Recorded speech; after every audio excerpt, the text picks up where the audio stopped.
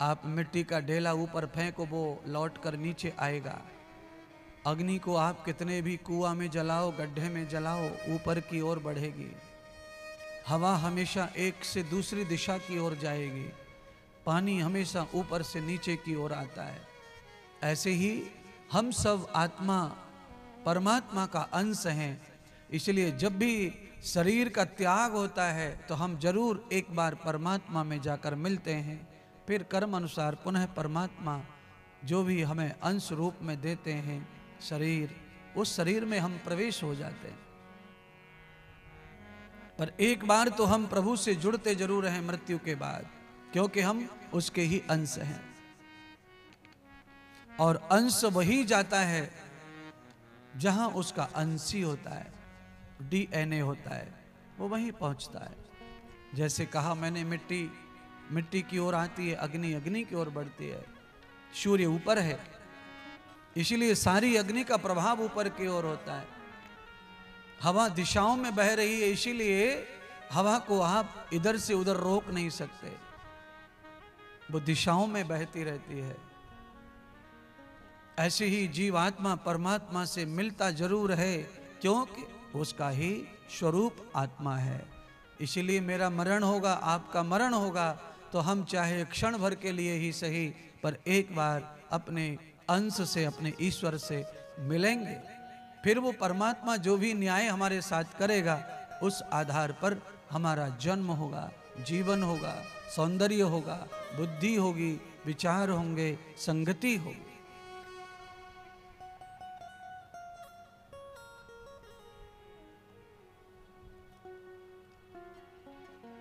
तो अपने जीवन में हमें आवश्यकता जो है, उस आवश्यकता को पूरा करने के लिए राजा परीक्षित को भगवान सुखदेव जी ने कहा, राजन, परमात्मा की शरणागति ही सबसे पुण्य का कार्य आपके पास बचा है। परमात्मा का ध्यान करो। शेष जो समय बचा है उसमें केवल परमात्मा का श्रवण करो, ध्यान, श्रवण और संत संगति करो। साधु की संगति प्रथम भक्ति है भगवान की। भगवान की कथा सुनना दूसरी भक्ति है भगवान की, और भगवान का स्मरण करना भगवान की तीसरी भक्ति है। आचरण करना चौथी भक्ति है। सेवा करना पांचवी भक्ति है। दासो अहम समर्पण रखना भगवान की षष्ठम भक्ति है। इसी तरह ये भक्तियों का क्रम है। आप जो भी करते हैं, एक भक्ति आपके अंदर प्रकट हो जाती है। बोलो सच्चिदानंद भगवान की जय हो। इसलिए भगवान कहते हैं कि इधर से उधर से अपने दिल को हटा के परमात्मा से अपने दिल को लगा के अपने जीवन की यात्रा प्रारंभ करो, तो हमारे 7 दिन जो हैं वो पूरे के पूरे अच्छे हो जाएंगे, वो दिन हमारे सुधर जाएंगे। जब होवे सच्चा प्यार, क्यों ना मिले कन्हैया, क्यों ना मिले कन्हैया, क्यों ना मिले कन्हैया। जब मिले जब मिले जब मिले तार से तार, क्यों ना मिले कन्हैया। जब मिले तार से तार, क्यों ना मिले कन्हैया। जब होवे सच्चा प्यार, क्यों ना मिले कन्हैया।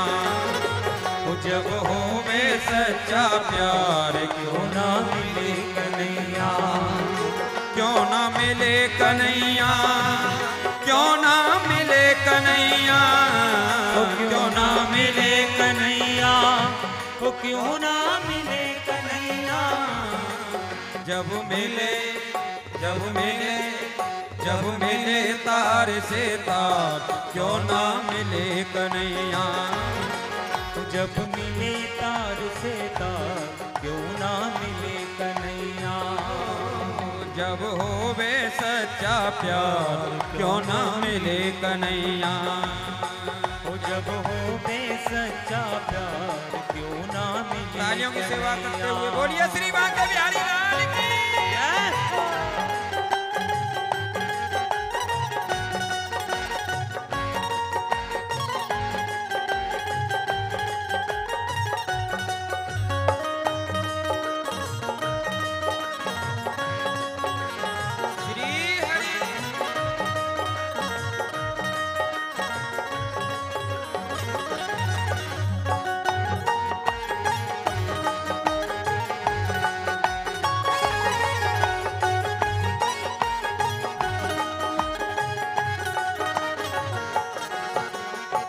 चंचल मन को तू समझा ले, चंचल मन को तू समझा ले, चंचल मन को तू समझा ले, चंचल मन को तू समझा ले। हरि चरणों में प्रीत लगा ले, हरि चरणों में प्रीत लगा ले, हरि चरणों में प्रीत लगा ले, हरि चरणों में प्रीत लगा ले। मन से मन से मन से तजिए अहंकार, क्यों ना मिले कन्हैया। ओ मन से तजिए अहंकार, क्यों ना मिले कन्हैया। जब होवे सच्चा प्यार, क्यों ना मिले कन्हैया। जब होवे सच्चा प्यार, क्यों ना मिले जय हो। कन्हैया।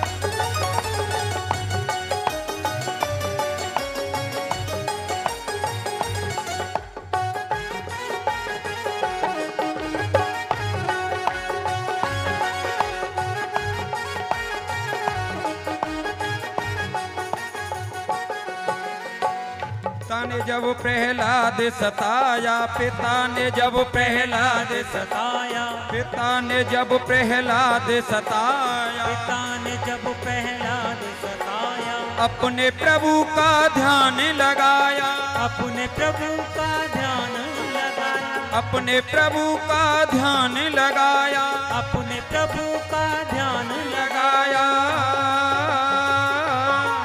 नरसिंह नरसिंह नरसिंह लिया अवतार, क्यों ना मिले कन्हैया। ओ नरसिंह लिया अवतार, क्यों ना मिले कन्हैया।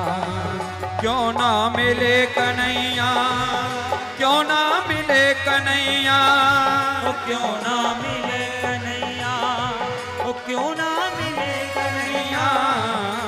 जब मिले जब मिले जब मिले तार से तार, क्यों ना मिले कन्हैया। ओ जब मिले तार से तार, क्यों ना मिले जय हो।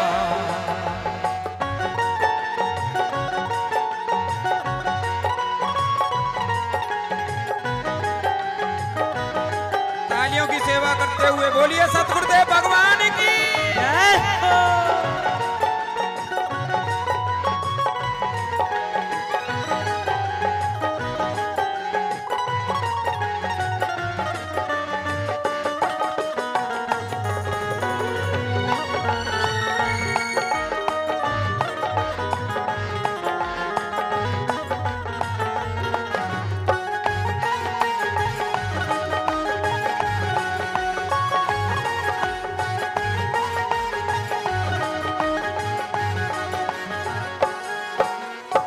दुर्योधन ने जाल बिछाया, दुर्योधन ने जाल बिछाया, दुर्योधन ने जाल बिछाया, दुर्योधन ने जाल बिछाया। अर्जुन कृष्ण की शरण में आया, अर्जुन कृष्ण की शरण में आया, अर्जुन कृष्ण की शरण में आया, अर्जुन कृष्ण की शरण में आया। बन सारथी बन सारथी बन सारथी कृष्ण मुरार, क्यों ना मिले कन्हैया। ओ बन सारथी कृष्ण मुरार, क्यों ना मिले कन्हैया। जब होवे सच्चा प्यार, क्यों ना मिले कन्हैया। जब होवे सच्चा प्यार, क्यों ना मिले कन्हैया। जो तू भजन करे दिन राती, जो तू भजन करे दिन राती, जो तू भजन करे दिन राती, जो तू भजन करे दिन राती, श्याम सुंदर तेरा बन जाए साथी, श्याम सुंदर तेरा बन जाए साथी, श्याम सुंदर तेरा बन जाए साथी, श्याम सुंदर तेरा बन जाए साथी। तू शरण तो, तू शरण तो, तू शरण तो आ एक बार, क्यों ना मिले कन्हैया। ओ तू शरण तो आ एक बार, क्यों ना मिले कन्हैया, क्यों ना मिले कन्हैया, क्यों ना मिले कन्हैया, क्यों ना मिले कन्हैया, क्यों ना मिले कन्हैया। जब मिले, जब मिले, जब मिले तार से तार, क्यों ना मिले कन्हैया। जब मिले तार से तार, क्यों ना मिले कन्हैया। जब होवे सच्चा प्यार, क्यों ना मिले कन्हैया। जब होवे सच्चा प्यार, क्यों ना मिले कन्हैया। जब होवे सच्चा प्यार, क्यों ना मिले कन्हैया। जब होवे सच्चा प्यार, क्यों ना मिले कन्हैया। जब होवे सच्चा प्यार, क्यों ना मिले कन्हैया। बोलिए सतगुरुदेव भगवान की जय, बोलिए श्री बांके बिहारी लाल की जय। जय जय श्री राधे, जय जय श्री राधे, जय जय श्री राधे। यथा तृष्टौरभागवतं श्रवणं देवं यथार्महामहिम्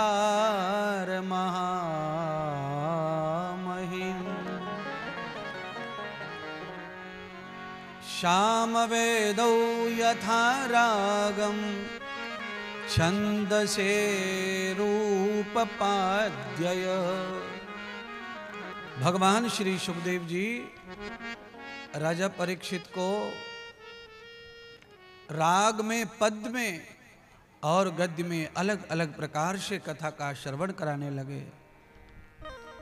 राजा ने प्रश्न कर दिया कि हे गुरुदेव, संसार इतना दुखदाई है, तो सुख स्वरूप परमात्मा ने संसार की रचना दुख वाली क्यों की है। संसार में ये दुख न होता मरण का। एक बार आदमी जन्म लेता और फिर कभी न मरता, और उस चाहे जो भी करता उसका परिणाम केवल सुख होता, क्योंकि प्रभु तो सुख हरता, सुख करता दुख हरता है। वो तो सुख स्वरूप है। अगर उनका स्वरूप ही सुख स्वरूप है तो ये संसार सुख स्वरूप क्यों नहीं बनाया।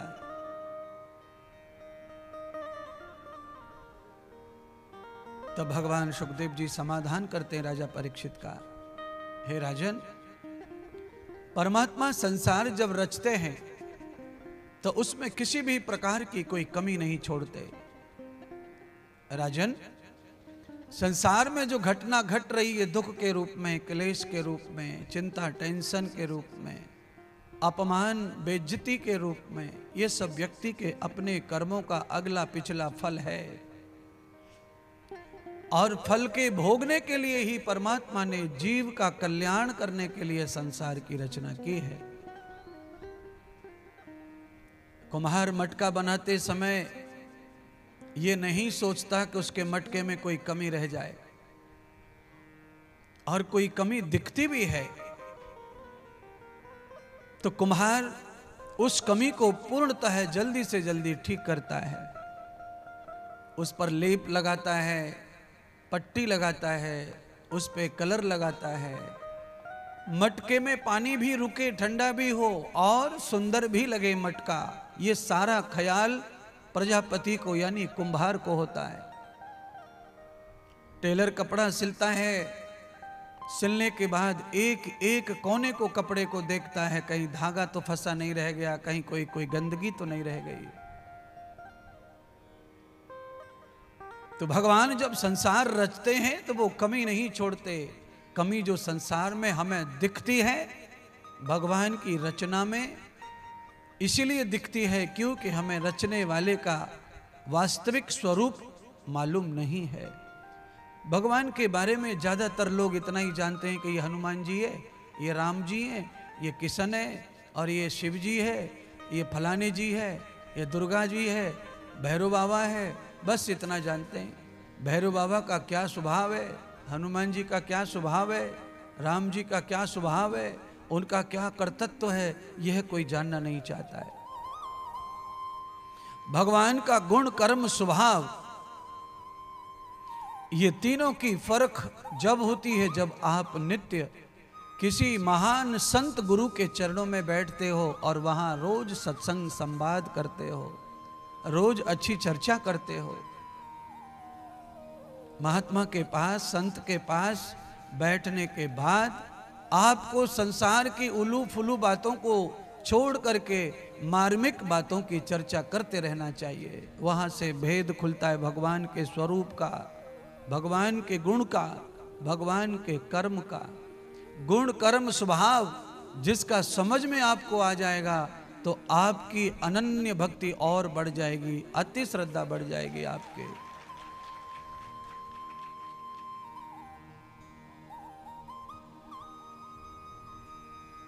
दुर्योधन को जब तक ये मालूम नहीं था कि कृष्ण ब्रह्म है और वो सबका हित चाहते हैं, तब तक दुर्योधन कृष्ण का दुश्मन बना रहा। पर दुर्योधन की जब मृत्यु आई, जब उसके पास में समय न रहा पश्चाताप करने का, तब भगवान कृष्ण का स्वरूप उसे समझ में आया। अब समझ में आने से क्या लाभ, समय तो हाथ से चला गया। इसीलिए कथा आवश्यक है, सत्संग आवश्यक है आप सब लोगों के लिए। क्यों? थोड़ा थोड़ा दुर्योधन सबके पेट में बैठा हुआ है। आप कथा में आए हैं, बैठे हैं, इसकी वजह से मैं आपको सर्टिफिकेट दे दूं कि आप बहुत भले इंसान हैं, तो ये सर्टिफिकेट तो गलत होगा।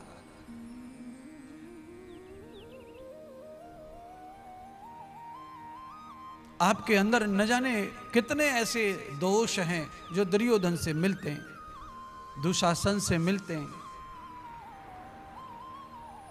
इसीलिए आवश्यक है कि अंतिम समय पर जब समझ में आएगी तो पछतावा ही पछतावा रह जाएगा। इसीलिए समय से पहले परमात्मा के स्वरूप को, उसके स्वभाव को समझ लो। दुर्योधन को सद्गति नहीं मिली, और दुर्योधन को सद्गति नहीं मिली इसका कारण है कि वो दुर्योधन बार बार भगवान से मिला पर भगवान को समझ नहीं पाया। इसलिए उसके विकास में, उसके कल्याण में रुकावट आई।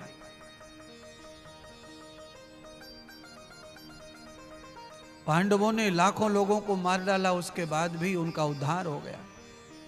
क्यों? भगवान के स्वरूप को पांडव पूर्व से ही जानते थे और इसीलिए वो उसकी ही शरण में संपन्न हुए गए। कुछ मिले न मिले कोई फर्क नहीं पड़ता, हमें तो केवल कृष्ण चाहिए, केशव चाहिए। अरे अर्जुन, तू मूर्ख है, सारी सेना तो दुर्योधन ले गया, अब तेरे पास में मेरे लिए कुछ नहीं है और तेरे को देने के लिए मेरे पास कुछ नहीं है। अर्जुन कहता है, प्रभु मुझे आपसे कुछ चाहिए ही नहीं, मुझे तो सिर्फ आप चाहिए, मुझे कोई पदार्थ नहीं चाहिए, वस्तु नहीं चाहिए।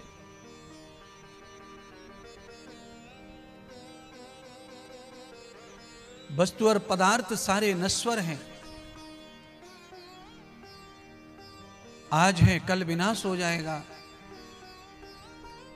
आप शाश्वत सत्य हैं, सारी सृष्टि का विनाश है पर आपका विनाश नहीं, आप तो अविनाशी सत्य हैं।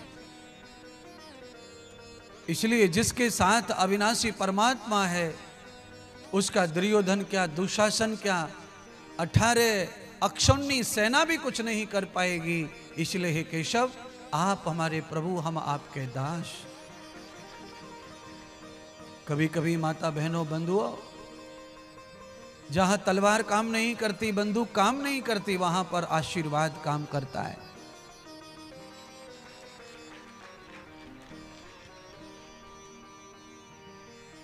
तलवार और भाले, बंदूक भी तभी काम करते हैं जब प्रभु की अनुमति हो, आज्ञा हो। जिस गोली में काल बैठ गया हो, भगवान की आज्ञा से वही गोली आपको मार सकती है। न जाने कितनी गोलियां राइफल से चल गई, पर किसी का कुछ नहीं बिगाड़ पाती वो। जिस गोली पे परमात्मा ने तुम्हारा नाम लिख दिया, काल लिख दिया, वो गोली हल्की टच होके भी मार डालती है। इसीलिए बंधुओं, जीवन में आवश्यकता है सबसे ज्यादा परमात्मा के निकट होने की, उपास होने की। उपास, भगवान के नजदीक मेरा वास हो जाए, परमात्मा की छाया में मेरा वास हो जाए, ये आवश्यकता है। पदार्थ, वस्तु, धन, द्रविण, ये तो भगवान की माया है। जहां भगवान उतरते हैं वहां ये सब चीजें आ जाती हैं स्वयं। आप कल्पना करो, कभी भी कबूतर पंख फड़फड़ाता है तो उसकी पंखें बहुत सारी टपक जाती हैं। मोर जब नाचने लगता है तो उसकी पंखें टपक जाती हैं। जिस प्रकार से कबूतर और मोर पंखें फड़फड़ाते हैं, वहीं पंखें गिरने लगती हैं। ऐसे ही परमात्मा आकर तुम्हारे संग जहां पर भी फड़फड़ाएंगे, पदार्थ, वस्तु, द्रविण, धन, ये सब वहीं गिर जाएगा। आपको जितना चाहिए उठा लो, आपको जितना चाहिए उठा लो। हाथाचाटी करने से, डिमांड करने से या बहुत ज्यादा परिश्रम करने से आपको ये धन, दौलत, पदार्थ, वस्तु ये नहीं मिलेंगे। क्यों नहीं मिलेंगे? कारण है, और वो कारण ये है कि एक महात्मा कहते हैं कि एक बहुत बड़ी लाइन लगी थी, और वो लाइन इसलिए लगी थी कि वहां आगे बैंक था। उस बैंक में लोग अपना अपना पैसा निकाल रहे थे। संडे की छुट्टी है, आज शनिवार है, सब लोग लाइन में ज्यादा लगे थे। जिसके हाथ में पासबुक था, अकाउंट नंबर था और जिसका पैसा जमा था, वो सब लोग जो है हाथ डाल रहे थे और पैसा लेकर जा रहे थे, हाथ डाल रहे थे, पैसा लेके जा रहे थे। यही घंटों तक देखा एक महात्मा ने खड़े खड़े। महात्मा ने कहा कि इस लाइन में तो मुझे भी लगना चाहिए, जो भी खिड़की में हाथ डालता है उसे पैसा प्राप्त हो रहा है, तो मुझे भी जरूरत है पैसे की। लाइन समाप्त हुई, महात्मा का नंबर आया, महात्मा ने हाथ डाला खिड़की में। मैनेजर ने कहा, महात्मा जी से कहा अपना अकाउंट बताओ, नंबर बताओ, खाता नंबर क्या है, पासबुक दिखाओ। महात्मा समझ ही नहीं पाए कि अकाउंट नंबर क्या होता है, खाता नंबर क्या होता है। महात्मा ने कभी खाता खोला ही नहीं था। अरे बाबा जी, ये बैंक है, यहां उसी को प्राप्त होता है जो पहले जमा करके गया है, और जिसका खाता है, जिसका खाता नहीं है उसे यहां प्राप्त नहीं होता है। बाबा जी, आपको नहीं मिलेगा पैसा, आप जाइए, हाथ हटाइए। वही मैं आपको समझा रहा हूं, भगवान सबकी बैंक है। उस बैंक में जिस जिसका खाता है उसे हाथ आगे करते ही प्राप्त हो जाएगा, उसे बहुत परिश्रम करने की आवश्यकता नहीं है। इसका मतलब ये भी नहीं है कि आप बोधू होके बैठ जाओ, भगवान जब देंगे तब ले लेंगे, तब तक चुप बैठो। महात्मा इंद्रदेव बता के गया है ना, पुरुषार्थ कर्मंत वेद मूलम। लाइन में लगना है, घर से आना है, ये भी मेहनत है, परिश्रम है, कर्म तो करना है। पर कर्म करते करते भी आपको असफलता मिल रही है तो आप थकेंगे, निराश होंगे, पर एक दिन आपका भी आएगा कि आपका खाता नंबर जैसे ही मैनेजर को पता चलेगा, आपकी डिमांड जितनी है उतना पैसा आपका जमा है, तो आपको पूरा मिलेगा ब्याज सहित परमात्मा के खाते से। कई लोगों को मिला हुआ है। करोड़ों बच्चे ऐसे हैं भारत में जिन्होंने अभी तक अपने पिता को पानी का गिलास तक नहीं पिलाया, तो भी पिता की संपत्ति के अधिकारी हैं, वो मालिक है। एक गिलास पानी पिता को नहीं पिलाने वाले पुत्र को भी संपत्ति का मालिकाना हक मिल रहा है। करोड़ों बालक ऐसे, क्यों? उनका खाता है भगवान के खाते में और वो भरपूर जमा करके आए हैं, इसीलिए उन्हें कुछ करना नहीं है, सब उन्हें प्राप्त हो जाएगा। पर जो भगवान के खाते में 0/0 करके आए हैं, वो तो हाथा चाटी करो, व्यापार करो, बंबई जाओ, कलकत्ता जाओ, पूना जाओ, नासिक जाओ, सारी धरती पे मटक लो, घूम लो, पर कहीं पर भी जुगाड़ बैठने वाली नहीं है। मिट्टी पकड़ो सोना बन जाता है, और एक आदमी का सोना भी मिट्टी बन रहा है। कोई रुपए से रुपया कमा रहा है और कोई अपने रुपए को गमा के भूखा मर रहा है। कितने बच्चे ऐसे ही जिनको व्यापार के लिए पिता ने लाखों रुपए दिए, पर वो पूरा 0 कर दिया, पूरा 0 कर दिया। क्यों? भगवान खाते में खाता नहीं है। इसीलिए आज के व्याख्यान का जो मूल तत्व आपको समझाने का है वो ये है कि आप सब भी परमात्मा के खाते में हमेशा अपना जुड़ाव रखो, कोई नंबर जोड़ के रखो। सब जगह आपने नंबर जोड़ दिया है।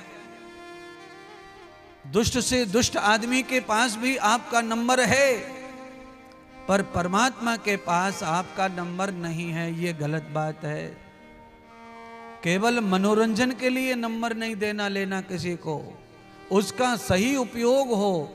आपके विकास से जुड़ा हुआ है अगर आपका मोबाइल, तो मोबाइल नहीं, ये ब्रह्म अस्त्र है, सीधा भगवान का वरदान है।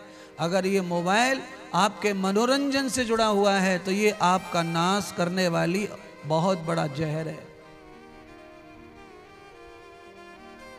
आपका मीनिंग क्या है, मायना क्या है, मतलब क्या है, उसके आधार पर आपको परिणाम बाहर आते हैं। हे राजा परीक्षित, ये संसार परमात्मा ने जीव के कल्याण के लिए निर्मित किया है। संसार बनाने वाले को अपने लिए संसार की जरूरत नहीं है।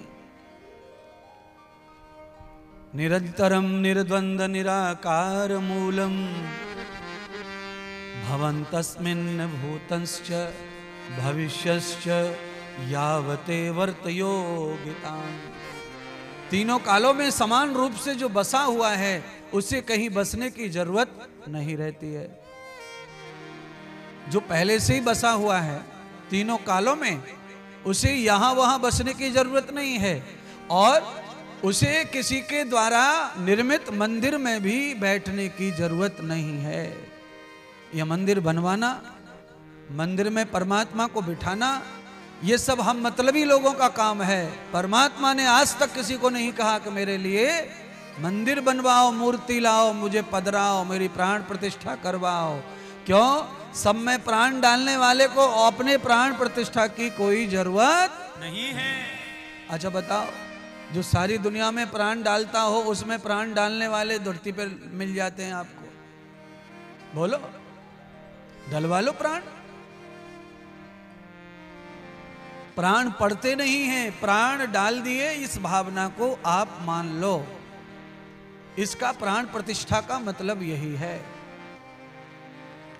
आप ये मान के चलो, आचार्य ने कह दिया तो आपकी श्रद्धा बढ़ेगी, आपको लाभ मिलेगा पूजा से। और आप उसे ऐसा नहीं मानते हैं, पत्थर मान लेंगे, तो आपकी पूजा पाठ में श्रद्धा नहीं होगी। इसीलिए नस प्राणम प्राणस्य भूताम, जो प्राणपति परमात्मा, जिसका नाम ही प्राणपति है, जिसका नाम ही भूर्भुव है, यह प्राण तो नमिषतो महित्वई कैद्रा जा जगतो बभूवः वेद का मंत्र कह रहा है कि वो प्राणपति परमात्मा, उसमें किसी को भी प्राण डालने की जरूरत नहीं है और किसी में ताकत नहीं है कि जो भगवान में प्राण डाल दे। है क्यों? क्योंकि परमात्मा में प्राण होते नहीं है, वो तो प्राणपति है, प्राणों की रक्षा करने वाला प्राण प्रिय परमात्मा। सबसे प्रिय तो प्राण है और प्राणों से प्रिय प्रभु है, परमात्मा है। वैसे तो मैं हर कथा में ये बात बताता हूं, पर लोग मान कहां रहे इस बात को।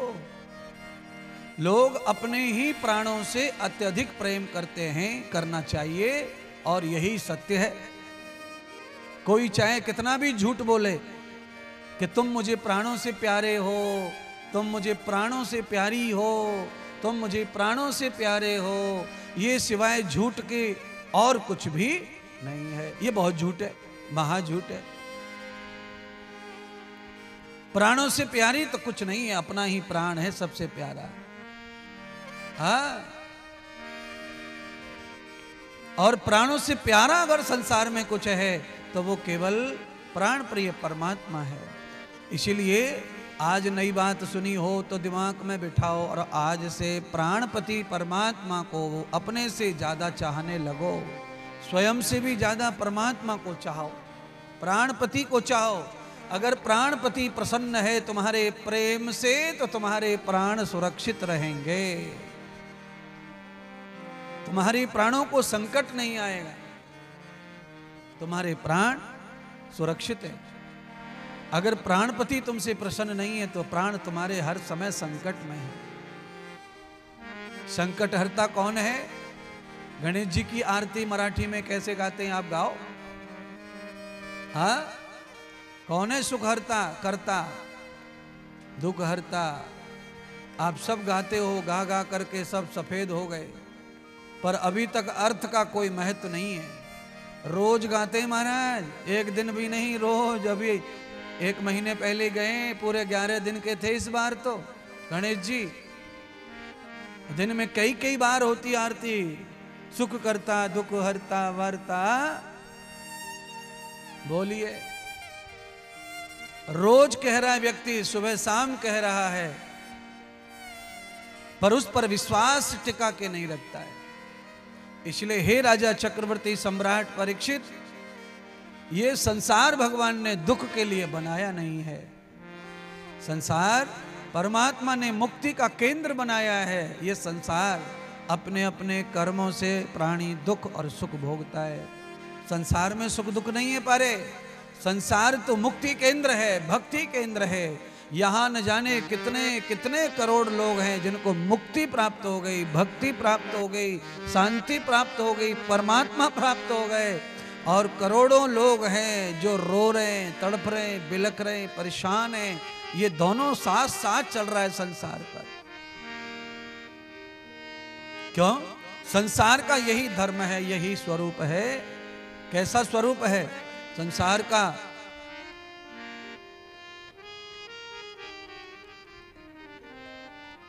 एक जैसा नहीं है, बदलता मौसम संसार का स्वरूप है। आज सुख है, कल दुख आ जाएगा। आज आपने बड़ी खुल के खाना खाया, भूख लगी, कल आपको भूख ही नहीं लग रही है। खाना बहुत अच्छा आया है सामने, मन ही नहीं कर रहा आपका। आज खाना बढ़िया नहीं है, रोटी चटनी है, पर बड़ी जोर से मन कर रहा खाने का। क्या है ये? यही संसार है। एक जैसा जो संसार कभी नहीं रहे। न सारो गति न भूताम देवस्वरति न सर्वे यस्यं न वदर्थ वेदानां दुहितं पदार्थभ्यते सब। कोई पदार्थ ले लो आप, सेब ले आओ, संतरा ले आओ, खीरा ले आओ, ककड़ी ले आओ, टमाटर ले आओ, और उनको ला करके रख दो डलिया में, और 10 दिन थोड़ा चुप लगा जाओ। 10 दिन के बाद में आपको डलिया में सेब दिखेगी, टमाटर दिखेगा, खीरा भी दिखेगा, पर जैसा आप लाए थे वैसा कुछ भी रहने वाला नहीं है। सब सिकुड़ जाएगा, टमाटर सिकुड़ जाएगा, खीरा। देखते देखते सब बदल गया।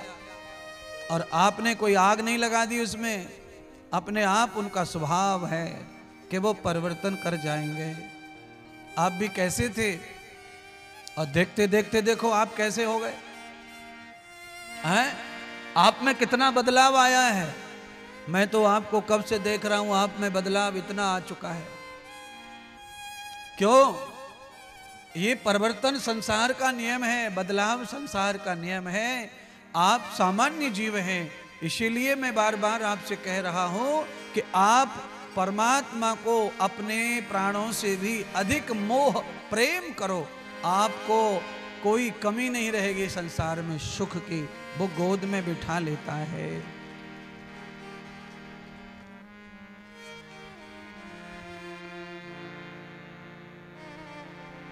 हाँ, पर आपका क्या हाल है? आपका हाल ये है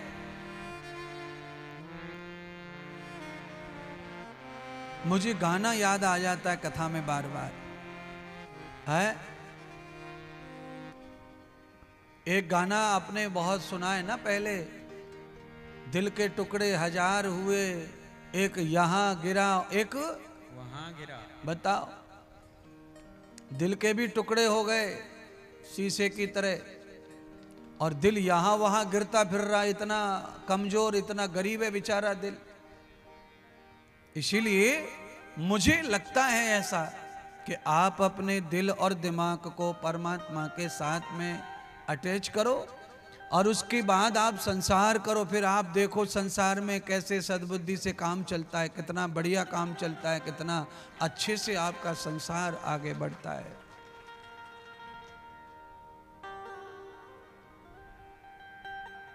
अभी लुटना भी है तो परमात्मा के लिए लुट जाओ। यहां संसार में आप लुट भी जाएंगे किसी अपने अहरे गहरे मित्र के लिए, कुछ यश नहीं मिलेगा आपको, अपयश ही आएगा आपके जीवन में। भगवान के लिए जो लुट गए उनके जीवन में यश ही यश है। सूरज चांद जब तक रहेंगे उनकी गाथाएं गाई जाएंगी।